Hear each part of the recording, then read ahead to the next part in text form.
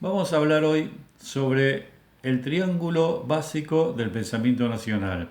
Se me ocurrió esta definición considerando una base que sería aportada por Raúl Scalabrini Ortiz, que ensaya una definición y a la vez un método de conocimiento. Uno de los lados del triángulo lo propondría Arturo Jauretche, que profundiza con el tema de la colonización pedagógica, y el otro, el otro lado del triángulo estaría dada por la propuesta tan original de Rodolfo Kusch. Así que vamos a ir por partes. Raúl Scalabrini Ortiz y muestro eh, este texto, este libro reúne las primeras obras de él y me interesa poner el eje en el hombre que está solo y espera. Que eh, en el hombre que está solo y espera, Scalabrini asume la necesidad como escritor y como intelectual de hablar sobre el país, aportar conocimientos para lo que él considera un estado de postración en el cual se encuentra la Argentina y el pensamiento argentino. Entonces él dice que eh, habría que inventar nuevos patrones de medición, despojando el criterio de los engañosos convencionalismos europeos. Engañosos convencionalismos europeos. Creo que es algo que todavía se puede seguir aplicando. Descubrir las escenas, dice, como quien descubre una gema buceando en el ambiente. O sea, un pensamiento estrechamente ligado a lo propio, al territorio. Pescar las palabras definidoras que están en la calle y dan cuenta de un estado de situación. Y esto ya lo decía en los años 60 Paulo Freire cuando gesta genera y gesta las dos cosas, su revolucionario plan de alfabetización. Él hablaba ya de a partir de las palabras que se llamaron palabras generadoras, después los analistas del lenguaje y los pedagogos lo utilizaron para a partir de ahí empezar a alfabetizar. Eh, los que hemos padecido escuelas primarias freirianas, aprendimos las heces con ese oso se asoma, cuando en la Argentina no hay osos, no hay osos, en América Latina no hay osos. Este, entonces, pescar las palabras definidoras. Y fíjense esto, sentir y pensar y actuar como cualquiera, viéndose y estudiándose vivir la propia cotidianeidad como campo de reflexión y estudio. Ser conejito de indias y experimentador simultáneamente. O sea, actuamos y nos vemos actuar. No hay espacio así para la neutralidad. Estudiar implica involucrarse. Nada menos, nada menos. No, no traigo a colación un conocimiento que lo incorporo alegremente, sino que es un conocimiento que me va a transformar. Eh, Jauretche, a don Arturo, a lo largo de toda su obra, se planteó cómo desmontar los mecanismos de ese colonialismo interno que ya Scalabrini había visto. Scalabrini, en en el hombre que está solo y espera, eh, describe una especie de ser arquetípico, el arquetipo enorme que se nutre y crece con el aporte inmigratorio, porque consideraba la inmigración no como algo que había que combatir, sino, piensen que estamos en una época donde se erige el gaucho como arquetipo argentino en contra de ese inmigrante que viene a usurpar un territorio, un pensamiento que no le correspondería. Tengan en cuenta que venimos de la década en donde se instaura el payador, el pensamiento de Lugones y todo eso que ha virado notablemente hacia lo que hoy llamaríamos la derecha, ¿no?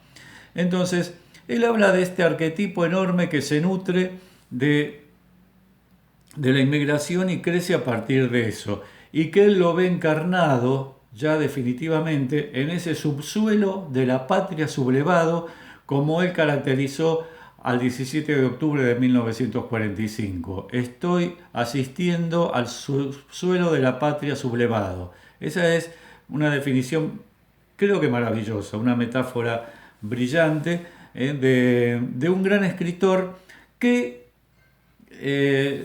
su compromiso con el país, con los humildes, con la liberación, lo llevó a dedicarse a obras analíticas, a obras de profundización, dejando de lado la literatura como género, ¿no? El teatro, la narrativa, etcétera, porque estaba más en lo ensayístico y en lo analítico.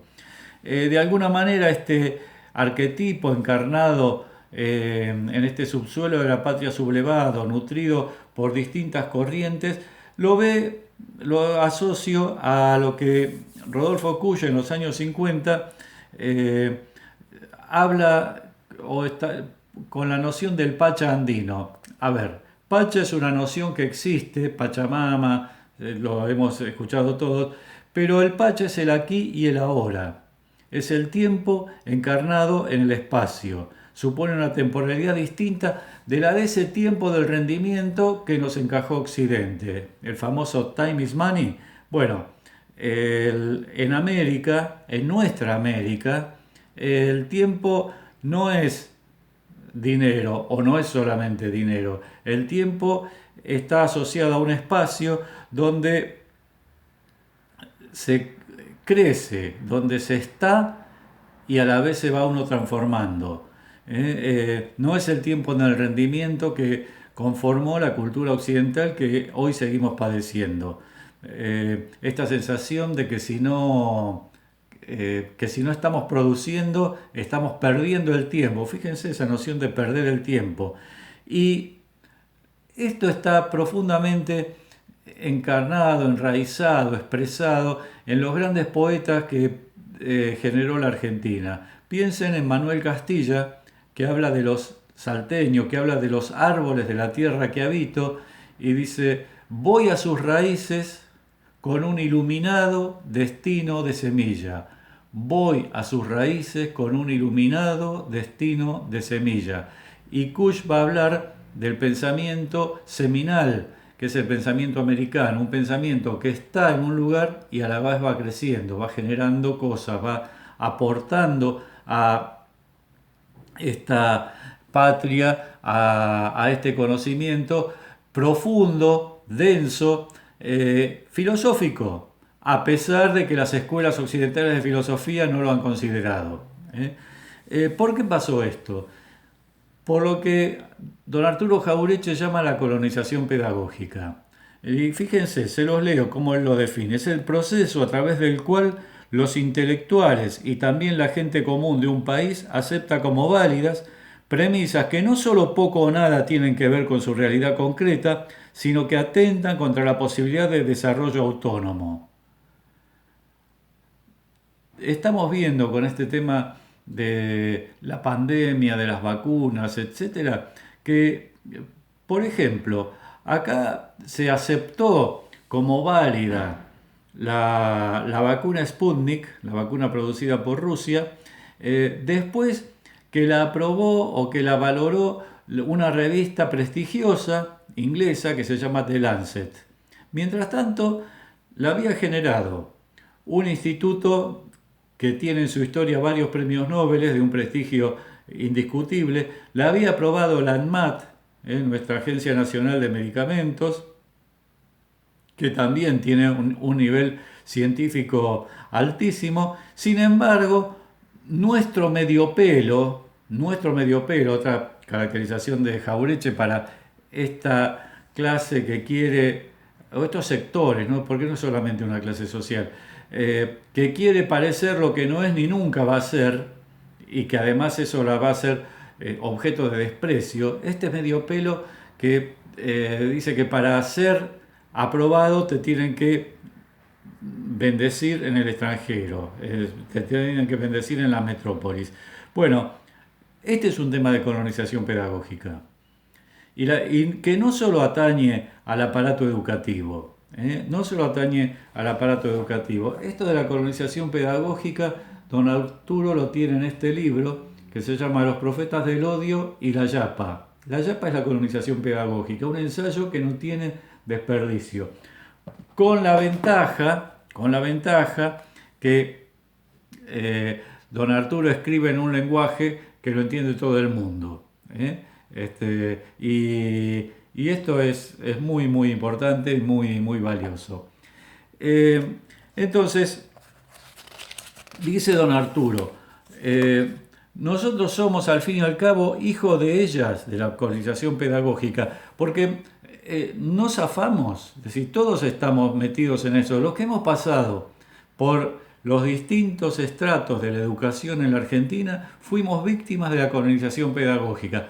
Pero ojo, que también somos víctimas de la colonización pedagógica cuando estamos expuestos a los medios de comunicación, a los suplementos culturales de determinadas revistas, de determinados medios, a los programas también culturales, pónganle las comillas, de la televisión, de la radio, etcétera. Insisto con la colonización pedagógica porque la vemos creciendo todo el tiempo, la vemos actuando, operando en las mentalidades y en los objetivos de muchos de los principales o más conocidos comunicadores, pseudointelectuales y afines que quieren arrogarse el derecho de, de establecer los parámetros por donde debe circular nuestro pensamiento, nuestra acción y nuestra propia vida. Hay que estar atentos a esto. La colonización no terminó con la declaración de la independencia el 9 de julio de 1816, sino que es una lucha que todavía sigue vigente y sobre la cual no cabe distracción.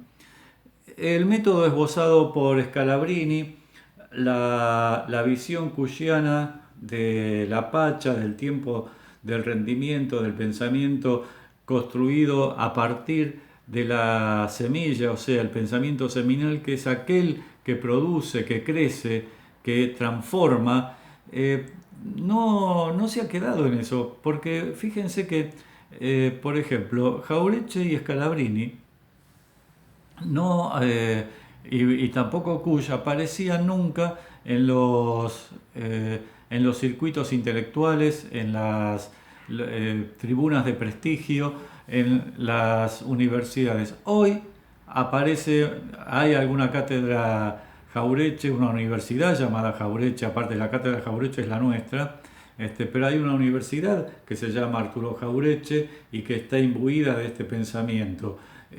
Hay una cátedra Cuya en otra universidad nacional y además de que a don Rodolfo se lo estudia en distintos espacios. Y Scalabrini aparece ahí, nutriendo, sentando esa base, ese método que señalamos. Y hay pensadores actuales que han seguido este derrotero y que lo siguen.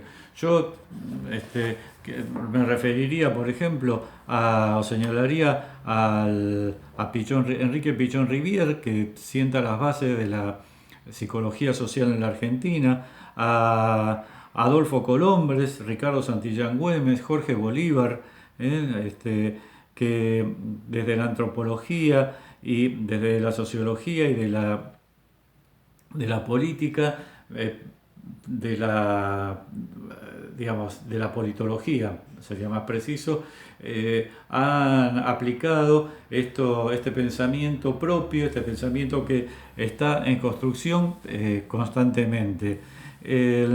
Y desde el extranjero tenemos vigente actualmente a don Boaventura de Sousa Santos, un portugués que se ha dedicado a desarticular no solo el pensamiento, sino las acciones del colonialismo. Bueno, y ya mencioné a Paulo Freire, que revolucionó la educación occidental y es, a mi juicio, quizá el mayor pedagogo